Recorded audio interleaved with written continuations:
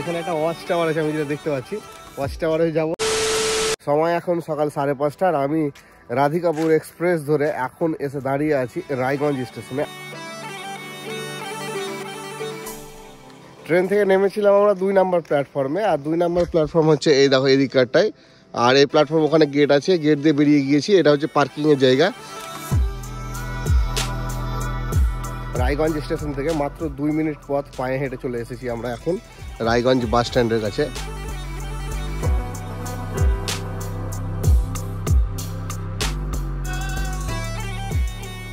এই শীতের সকালে একটা গরম চায়ে চুমুক দিয়ে এবার চলে এসেছি স্টেশন থেকে, মানে বাস স্ট্যান্ড থেকে বাইরে বেরিয়ে। আর এখান থেকে কিন্তু আমাদেরকে একটা টোটো ধরতে হবে। এবার টোটো ধরে বাহিন রাজবাড়ির উদ্দেশ্যে রওনা দিতে হবে। আর এখান থেকে বাহিন রাজবাড়ির দূরত্ব হচ্ছে মোটামুটি 10 কিলোমিটার মতো।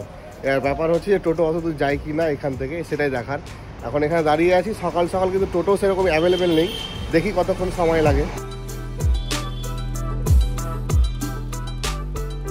একটা অটো স্ট্যান্ড খুঁজে পেয়েছি যেখান থেকে বাহিন আমরা যেতে পারবো খুব সহজে। এটা লাইনের অটোতে চলে যাবো, মাত্র 40 টাকা কি 30 টাকা ভাড়া লাগবে বললো। দেখি কত টাকা ভাড়া লাগে তোমাদের জানাবো সেটা। আর এই যে মোড়টা আছে, এই মোড়টা আসতে গেলে কিন্তু তোমাদেরকে যে বাস স্ট্যান্ডটা দেখিয়েছিলাম, বাস স্ট্যান্ড থেকে যে বাঁহাতে রাস্তাটা ঢুকছে সেই রাস্তা দিয়েই কিন্তু চলে আসতে হবে মোটামুটি 100 মিটার মতো, তাহলে এই মোড়টা তোমরা পেয়ে যাবে।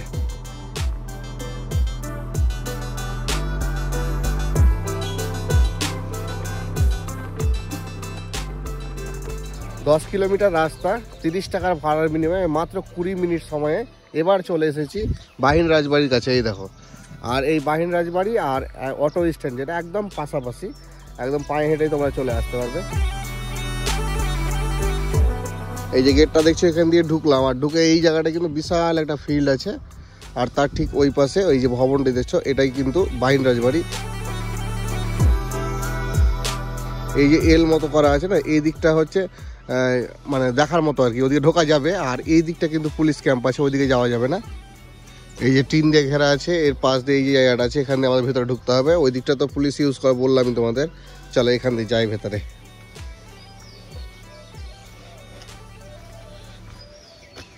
এই হচ্ছে বাহিন রাজবাড়ির ভেতরের অবস্থা, একদম অন্ধকার একটা জায়গা।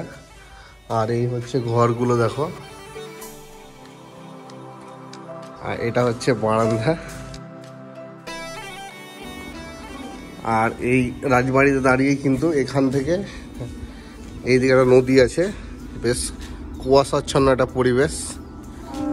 আর এই নদীতেই কিন্তু নৌকা বিহারও হবে। এখন দেখি সকাল সকাল হয় কিনা, যদি হয় তাহলে নৌকা বিহারও করবো একটু। এই বাহিন রাজবাড়ি যেটুকু দেখালাম এইটাই আর কি, উপরে কিন্তু ওঠা যাবে না। আর এর পাশে যে নদীটা আছে, এই নদীটা যাওয়ার জন্য কিন্তু এখান দিয়ে চলে যেতে হবে, সিঁড়ি নেই, এখানেই লাফিয়ে নিচে নেমে যেতে হবে। বাঁধানো ঘাট দিয়ে কিন্তু আমরা এখন নৌকার দিকে যাচ্ছি, যদি মাঝি থাকে তাহলে নৌকা বিহারও হবে আজকে। এই ঘাটে দাঁড়িয়ে আছি, এই এতগুলো নৌকা আছে, কিন্তু এই মুহূর্তে কিন্তু একটাও মাঝি নেই। মানে একদম সকাল সকাল এসেছি আমরা। আর সকাল সকাল আসতে কিছুটা বাধ্য ছিলাম, কারণ রায়গঞ্জে বিভিন্ন জায়গা ঘুরে দেখবো। আর সব জায়গায় ঘুরতে গেলে কিন্তু একটু সকাল সকাল কোনো না কোনো স্পট আমাদের ফেলতেই হবে। তো এই রাজবাড়িটাকে ফেলেছিলাম প্রথমে এই কারণেই যে এটা কিন্তু ওপেনিংয়ের কোনো টাইম ছিল না, সবসময় খোলা আছে। তো যাই হোক, এই জায়গাটা সকাল সকাল এসেও কিন্তু বেশ ভালো লাগছে, একটা কুয়াশাচ্ছন্ন পরিবেশের মধ্যে রাজবাড়ি দেখলাম।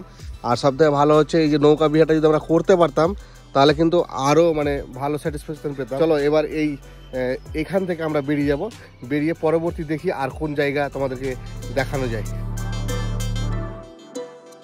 আমরা কিন্তু রাজবাড়ির ভেতরে এইখান দিয়ে এসেছিলাম, এর ভেতরে দিয়ে। আর এবার যাব কিন্তু এই বাইরেটা দিয়ে, হ্যাঁ, মানে তাহলে এদিকটা দেখা হয়ে যাবে যে রাজবাড়ি এই অংশটাতে কি আছে। এটা হচ্ছে রাজবাড়ির আরও একটা সাইড, আর এখান দিয়ে কিন্তু আমরা বাইরে যাব। তখন আমরা বেকার লাফিয়ে নেমেছিলাম। এই দেখো সিঁড়ি এতক্ষণে খুঁজে পেয়েছি, এই পিছনের দিকে আছে, এই সিঁড়ি দিয়ে কিন্তু খুব সহজে নেমে যাওয়া যাবে। এবার কিন্তু এইখান থেকে আমরা আরও একটা রাজবাড়ি যাব, যেটা কিন্তু আরও বেশ ভালো পপুলার রায়গঞ্জের রাজবাড়ি।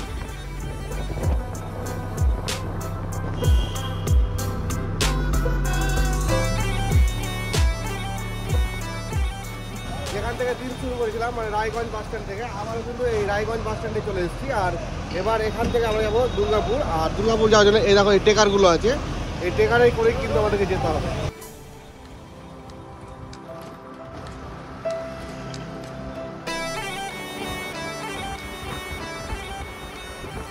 10 কিলোমিটার পথ, মোটামুটি ওই 25 মিনিট মতো সময় লাগলো। দিয়ে এবার চলে এসেছি একদম রাজবাড়ির কাছেই।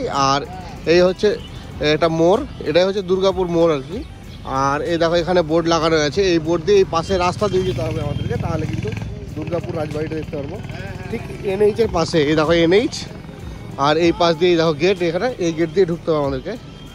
চলো দেখে আসি।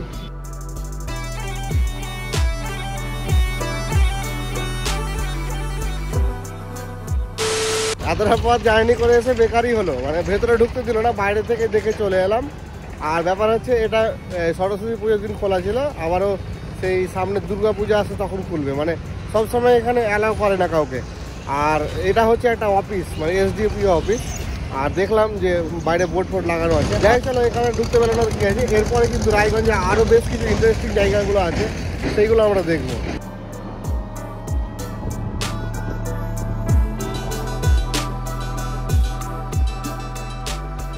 দুর্গাপুর রাজবাড়ি থেকে মোটামুটি 30 থেকে 35 মিনিট মতো সময় লাগলো। এখন চলে এসেছি কুলিক ইকো পার্কে, আর ঢুকেও গিয়েছি ভেতরে।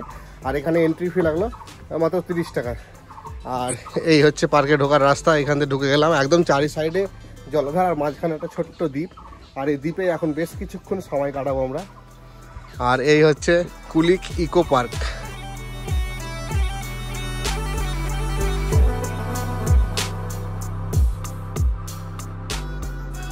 নিচে জলাশয় আর উপরে ব্রিজ। আর এখান দিয়ে এসে কিন্তু এই দেখো এটাই হচ্ছে মেন রাস্তা, ভেতর দিয়ে চলে যাচ্ছে।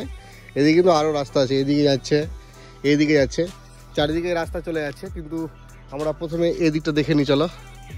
অনেকটা বড় লাগছে দেখে, কিন্তু আমি যে টিকিট কাউন্টারে যে টিকিট দিচ্ছিল তাকে জিজ্ঞাসা করলাম, তো বললো ছোট্ট একটা দ্বীপের মতো, যাও ঘুরে এসে ভালো লাগবে।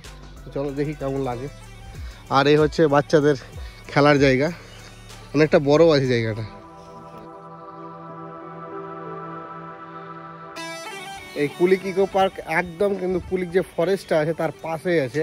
তো যারা কুলিক ফরেস্ট ঘুরতে আসবে তারা কিন্তু ওই মোটামুটি আধা ঘন্টা মতো হাতে সময় বার করে এই জায়গাটাও ঘুরে নিতে পারো, বেশ ভালোই লাগবে। এই দেখো এটা হলো বাচ্চাদের পার্ক, দেখালামই তোমাদের। আর এদিকেও কিন্তু অনেক কিছু জিনিস আছে। আর এখানে একটা ওয়াচ টাওয়ার আছে, আমি যেটা দেখতে পাচ্ছি। ওয়াচ টাওয়ারে যাবো, চলো দেখি ওয়াচ টাওয়ার থেকে কী দেখা যায়। আর এই হচ্ছে সেই জলাধার, যেটা কিন্তু এই পার্ককে কেন্দ্র করে চারিদিকে আছে। আর এই দেখো এই জায়গাটা একটা বসার জায়গা আছে, ওখানটাও যাবো। এই দেখো এটা। এবার চলে এসেছি শেডের নিচে, এই উপরে দেখে শেড করা আছে, এখানে বৃষ্টির হাত থেকে বাঁচার জন্য জায়গাটা করা আছে। কিন্তু বেশ সুন্দর লাগছে দেখতে, কিন্তু এই দেখো দারুণ লাগছে। এই রাস্তা দিয়ে গিয়ে ওখানে উঠতে হবে, এই মাঝখানে রাস্তা, দুদিকে এরকম গার্ডেন, বেশ ভালোই লাগছে। এইদিকেও আছে। এবার চলে এসেছি ওয়াচ টাওয়ারের কাছে। আর এই হচ্ছে ওয়াচ টাওয়ার, ওয়াচ টাওয়ারে উঠবো, চলো। এই রাস্তা জঙ্গলের মধ্যে দিয়ে ওয়াচ টাওয়ারে যেতে হবে। ও বন্ধ, যাক ওয়াচ টাওয়ারটা বন্ধ আছে, কেন বন্ধ সেটা বুঝতে পারলাম না। বেশ খুব একটা উঁচু না, হালকা উঁচু, কিন্তু উঠতে পারলে ভালো হতো। বন্ধ, কি করা যাবে আজকাল। আর এই ওয়াচ টাওয়ারের ঠিক পাশে ওই যে ওই ঘরটা দেখছো, ওটা কিন্তু শৌচালয়। আমি মোটামুটি 10-15 মিনিট থেকে এই কুলিক ইকো পার্কের মধ্যে ঘুরছি, সেরকম ভালো কিছু দেখানোর মতো জিনিস নেই যে তোমাদেরকে দেখাবো। জায়গায় জায়গায় এরকম আছে। আর এখানে আবার দেখছি বাঘ বসে আছে উপরে, এইরকমই, এগুলো মেনটেন নাই। আর জল পড়লে বেশ ভালোই লাগে, কিন্তু জল যেহেতু পড়ছে না, এরকম জল নোংরা হয়ে এখানে জমে আছে। এই দেখো এগুলো কিন্তু যদি চালু থাকে তাহলে বেশ ভালোই লাগতো দেখতে। আর এই হচ্ছে একটা ছোট্ট ব্রিজ। আর এই ব্রিজটা ক্রস করে গিয়ে কিন্তু আমরা দারুণ একটা ফুলের বাগান দেখবো। এই দেখো ওই দেখাচ্ছি, ফুলগুলো বেশ ভালো লাগছে কিন্তু দেখতে। এখন শীতকাল, ভালো মতো ফুটে আছে, দেখো।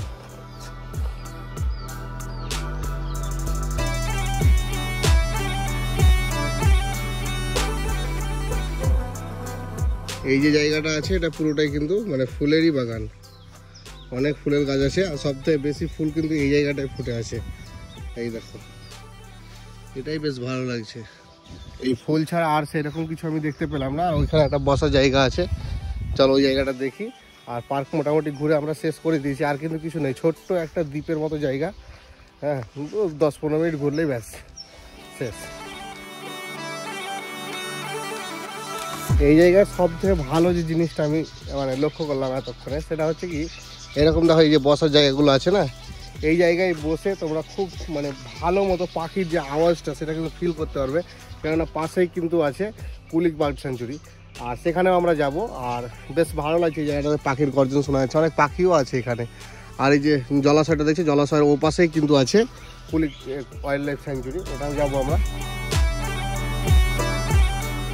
এখানে বেশ কিছুক্ষণ ঘোরাঘুরি করলাম, আর সেরকম কিছু দেখানোর মতো নেই। এবার এখান থেকে কিন্তু বেরিয়ে পড়বো।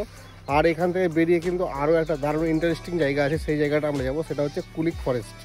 তো চলো, এই ভিডিওটাতে আর কুলিক ফরেস্টটাকে অ্যাড করলাম না, কারণ এই ভিডিওটা এমনিতে অনেকটা বড় হয়ে যাবে। আর কুলিক ফরেস্টে দেখার মতো অনেক কিছু আছে। আমি চাইছি কুলিক ফরেস্টটাকে শুধুমাত্র একটা ভিডিওতে উপস্থাপন করে সমস্ত জিনিসগুলো দেখানো। তাই এই ভিডিওটাকে এখানে শেষ করছি। ভিডিওটা কেমন লাগলো অবশ্যই কমেন্ট করে জানাবে, আর কিছু প্রশ্ন থাকলে কমেন্ট করতে পারো, আমি তোমাদের রিপ্লাই দেবো। সুস্থ থাকো, ভালো থাকো, দেখা হচ্ছে পরবর্তীতে নতুন কোনো আরও একটা এইরকম ভিডিওতে। মন চায় ব্যথা পেতে, তাই